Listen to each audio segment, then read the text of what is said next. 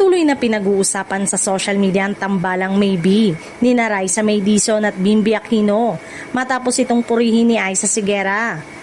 Bilang kasalukuyang direktor ng Itbulaga, ibinahagi ni Aiza Sigera na natutuwa siya sa positibong pagtanggap ng publiko sa tambalan ng dalawa.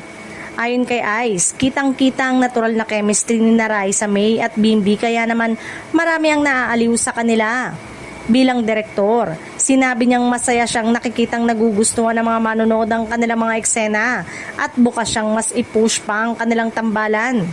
Dagdag pa niya, nakikita niyang may mas malaking potensyal ang maybe at sinabi pang maaari itong may kumpara sa naging kasikatan ng Aldab ni na Alden Richard at Maine Mendoza.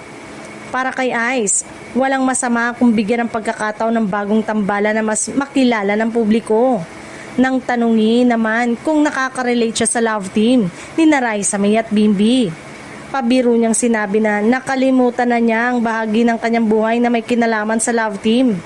Aniya, hindi raw para sa lahat ang pagkakaroon ng love team, kaya masaya na lamang siyang suportahan ng bagong tambalan. Ipinaliwanag din ni Aiz na isa sa mga dahilan kung bakit kinakikiligan ng maybe ay ang kakaibang dynamics ng dalawa.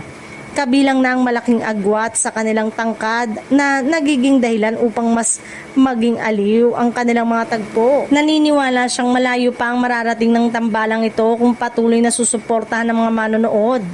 Samantala, may ilang mga netizen ang nagbibiro na dapat bang kabahan ng ibang noontime shows sa bagong Aldab ng Itbulaga. Gayunpaman, wala namang umanong batayan upang sabihing may banta agad ang ibang programa dahil ang tagumpay ng isang love team ay hindi otomatikong nangangahulugan ng pagkalamang sa ibang palabas.